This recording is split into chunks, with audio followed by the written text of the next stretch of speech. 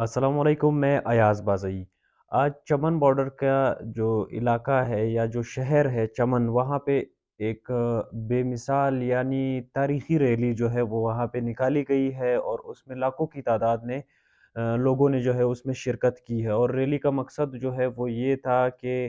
جو پاسپورٹ والا نظام ہے، یعنی جو پاسپورٹ ہے یا تذکرہ جو سسٹم چل رہا ہے، اس کو ہم نہیں مانتے، اس پروسیس کو جو ہے وہ روکا جائے، کیونکہ گورنمنٹ کی طرف سے ون ڈاکومنٹ ریجیم پالیسی لائی گئی ہے، جس کے تحت چمن میں جو لوگ اس پار ہے یا چمن کے جو اس پار لوگ ہیں، وہ ایک پروسیس کے ذریعے جو ہے وہ آئیں گے، اور اس کے علاوہ جو ہے وہ ان کو کاروبار کی یا ان کو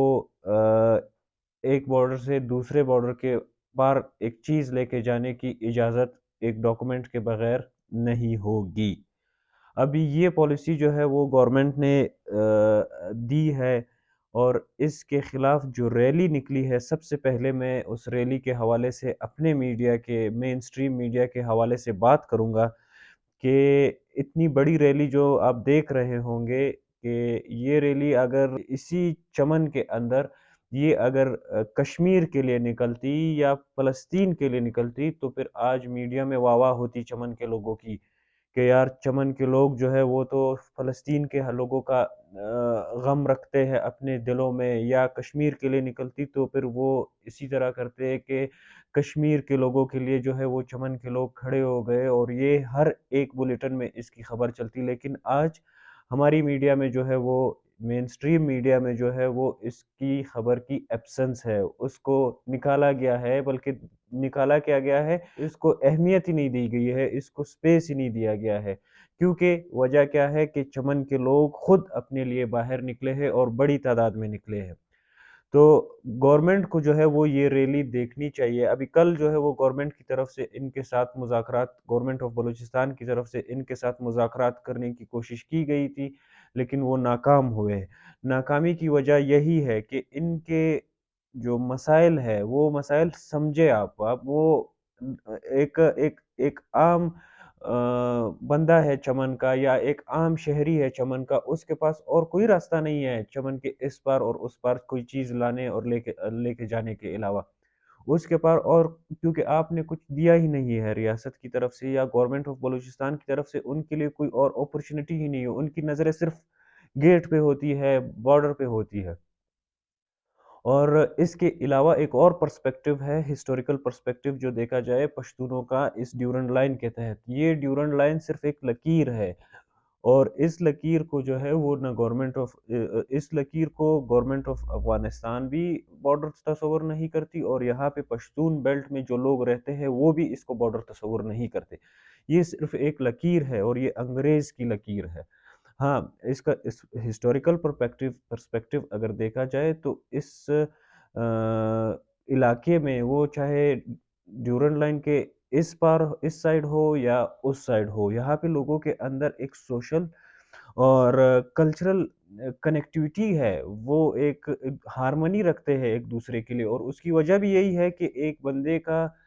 گھر جو ہے وہ لکیر کے اس سائڈ پہ آ گیا ہے، اور اس کا باغ یا اس کی زمینداری یا اس کا کاروبار یہ سب کچھ زمین کے اس پار چلا گیا ہے۔ تو اب وہ جو ہے مطلب وہ تو اپنے کاروبار وغیرہ کو جو ہے وہ تو اس نے کرنا ہے، وہ کیسے چھوڑے گا؟ اسی طرح اس پار میں ایک بندے کا گھر رہ گیا ہے، اور لکیر کے اس پار اس کا کاروبار رہ گیا ہے، یا اس کے رشتہ دار رہ گئے ہیں، یا اس کے جو ہے وہ مطلب دکان رہ گئی ہے، جو بھی اس کا کاروبار کا حساب کتاب ہے وہ یہاں پہ رہ گیا۔ تو اب اس کے اوپر آپ یہ ون ڈاکومنٹ ریجیم والی پالیسی کیسے اپلائی کریں گے؟ وہ دن کو آئے گا شام کو واپس جائے گا، دن کو آئے گا شام کو واپس جائے گا، تو یہ کس طرح جو ہے آپ اس کو ریگولرائز کر رہے ہو؟ دوسرا، آپ جواز یہ دے رہے ہو کہ اس سے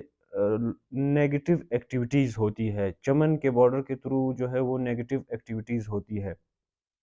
تو یہ تو آپ کا فیلئر ہے، یہ تو چمن کے لوگوں کا فیلئر نہیں ہے، نہ اس میں چمن کے لوگوں کا کوئی کردار ہے اس میں۔ یہ فیلئر تو آپ کے اپنے لوگوں کا ہے، جو انفورسمنٹ ایجنسیز کو یا جو انفورسمنٹ اداروں کو آپ نے بارڈر کے اوپر یا گیٹ کے اوپر جو کھڑا کیا ہے، جس میں آپ کا ایف آئی اے ہے، جس میں آپ کی کسٹم ہے، جس میں آپ کے باقی ادارے آ جاتے ہیں، جو وہاں پہ کھڑے ہوتے ہیں یہ تو ان کا فیلئر ہے، یہ تو آپ کو ان کو ریگولرائز کرنا چاہیے یا ان کے اندر جو ہے وہ ریفارمز لانی چاہیے، اور ان کے اندر جو بھرتیاں ہوتی ہے یا ان کے اندر جو لوگ وہاں پہ ٹرانسفر ہوتے ہیں یا ان کی جو پوسٹنگز ہوتی ہے ان کے اندر آپ ریفارمز لے کے آئے، اور ان ریفارمز کی بنیاد پر آپ یہ چیز روک سکتے ہیں۔ اگر یہ ریفارمز آپ نہیں لاتے اور آپ اس طرح چمن کے لوگوں کو جو ہے وہ آپ کبھی ریگولرائزیشن کے نام پہ، کبھی غیر قانونی مہاجرین کے نام پہ وغیرہ وغیرہ پہ اگر ان کا کاروبار جو ہے وہ آپ خراب یا روکنے کی کوشش کریں گے تو یہ اسی طرح باہر نکلیں گے، اور ان کے پاس اور کوئی راستہ ہے بھی نہیں۔ ان سب کی نظریں جو ہے وہ بارڈر کی گیٹ پہ ہوتی ہے کہ ہم لوگ صبح جائے ایک چیز وہاں لے کے جائے اور وہاں سے ایک چیز یہاں پہ لے کے آئے، اور ان کو اتنا ملے کہ وہ رات کو جائے اور اپنے گھر میں ان کو جو ہے وہ عزت کا نوالہ ملے، وہ رات جو ہے وہ عزت کے نوالے کے ساتھ گزارے اور اس کے بعد پھر واپس صبح اٹھ کے وہاں پہ آ جائے، کیونکہ آپ نے ان کے لیے تو کوئی انڈسٹری بنائی نہیں ہے، آپ نے ان کے لیے کوئی فیکٹری بنائی نہیں ہے، آپ نے ان کے لیے جو ہے وہ کوئی جاب اور اپرچونیٹیز بنائی نہیں ہے۔ آپ کا جو ہے وہ تو کام تھا یہ کہ آپ ان کے لیے جو ہے وہ جاب اپرچونیٹیز کریٹ کرے، ان کو روزگار پہ لگائے، تاکہ اس کے بعد جو ہے وہ اگر آپ اس طرح کی پالیسیز لائے تو یہ کم سے کم اتنے انڈیپینڈنٹ ہو جائے کہ وہ آپ کی اس پالیسیز کے اوپر وہ ڈیپینڈنٹ نہ ہو، یا آپ کی ان پالیسیز سے آپ کے اپنے لوگوں کا جو ہے وہ نقصان نہ ہو۔ تو یہ انفورسڈ پروسیس جو ہے یہ کسی بھی ملک میں نہ چلا ہے اور نہ یہ دیر پا تک جو ہے وہ اس کے اوپر عمل ہوا ہے۔ آپ بندوق کے ذریعے تو اس ٹائم کر لیں گے یا آپ جو ہے وہ ان کو روک لیں گے کسی نہ کسی طریقے سے، لیکن یہ فار ایور نہیں ہوگا۔ آپ جو ہے وہ اپنی پالیسی چینج کرے، اور دہشت گردی کی آپ بات کرتے ہیں کہ اس بارڈر سے دہشت گردی ہوتی ہے، تو آپ اپنی پالیسیز چینج کریں، گڈ بیڈ طالبان کے درمیان فرق ختم کریں، اور گڈ بیڈ طالبان کے درمیان فرق ختم کرنے کے بعد نہ اس سائڈ پہ ہوگا نہ اس سائڈ پہ ہوگا، دہشت گردی کا کانسیپٹ ہی نہیں ہوگا۔ اور آپ مثالیں دیتے ہیں یورپ کی کہ یورپ کے ملکوں میں جو ہے وہ پورا پروسیس ہے ریگولرائزیشن کا وغیرہ وغیرہ، ان کا تو بارڈرز بھی پھر اس طرح ہے کہ وہ ایک جگہ سے دوسری جگہ بغیر کوئی شنگھائی ویزا وغیرہ لے کے وہ یہاں سے وہاں جا سکتے ہیں۔ آپ کا تو وہ پروسیس بھی نہیں ہے، تو آپ کس طرح جو ہے وہ اس کام کو لے کے چل رہے ہو؟ لوگوں کو دیکھنا چاہیے، لوگوں کے مسائل کو سننا چاہیے، پھر اس کے بعد جو ہے وہ آپ کو فیصلے کرنے چاہیے۔